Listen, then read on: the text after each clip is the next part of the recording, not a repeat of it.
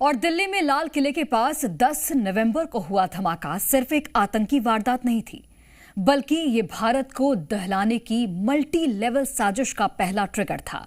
और अब जांच में सबसे बड़ा खुलासा हुआ है। दरअसल झूठ बोलने के लिए कुख्यात आतंकियों का नंबर 1 एक्सपोर्टर और सिर्फ भीख मांगकर जीने वाला जिन्नालैंड इस बार 6 दिसंबर को 6 शहरों से 6 धमाकों की साजिश रच रहा था। और ये वही तारीख है बाबरी विध्वंस की बरसी।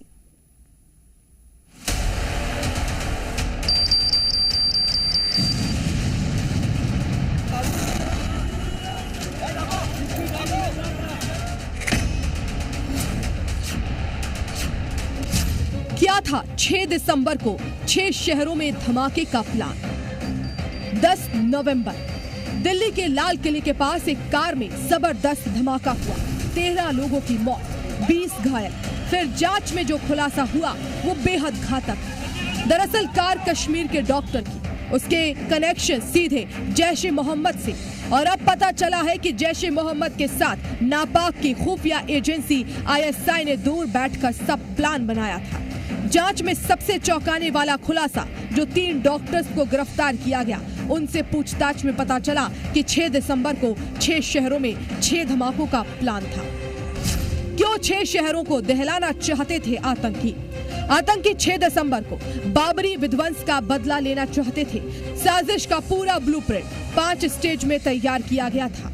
जैश के साथ गजबात उल हिंद इसमें शामिल था।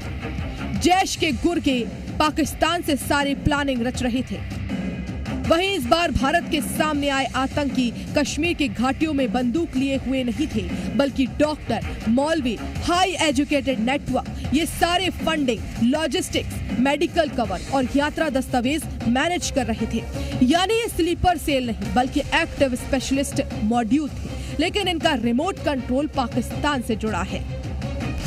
कौन है ISI का हैंडलर, उकाशा या अबू उकाशा? एक रिपोर्ट में बड़ा खुलासा हुआ है कि दिल्ली ब्लास्ट को अंजाम देने के लिए ISI के क्लासिक ट्रेड क्राफ्ट का इस्तेमाल किया गया। इसमें उकाशा उर्फ अबू उकाशा का नाम शामिल था। वही पाकिस्तान से पूरी साजिश हैंडल कर रहा था। उकाशा पाकिस्तानी हैंडलर बताया जा रहा है। उकाशा का ISI से लिंक है, जो पहले तुर्की, फिर खाड़ी, फिर काबुल भी गया।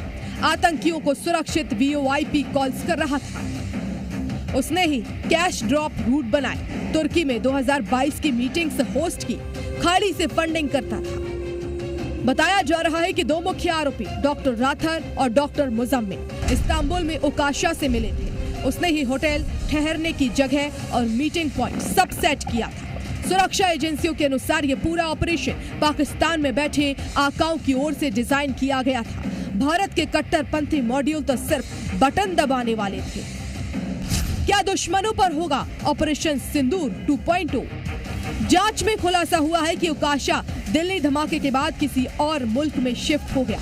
यह कदम इंटरनेशनल सर्विलांस से बचने के लिए उठाया गया था, लेकिन भारत मास्टरमाइंड्स तक जाएगा। सूत्रों के अनुसार ऑपरेशन सिंदूर 2.0 पिछले सभी ऑपरेशन से ज्यादा सटीक, तेज और घातक होने वाला है। क्या होंगे ऑपरेशन सिंदूर के main focus?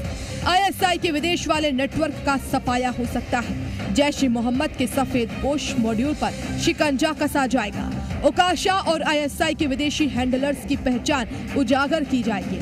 Synchronised international cooperation strike हो सकता है।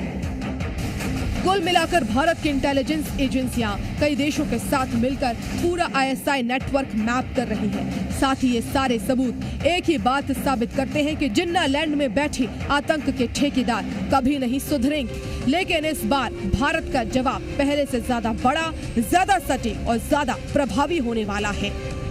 अपनी ही आग में जलकर मरेगा जिन्ना का मुल्क। दिल्ली धमाके के बाद जिन्नालैंड की नींद वैसे ही उड़ चुकी है, लेकिन असली झटका अभी बाकी है।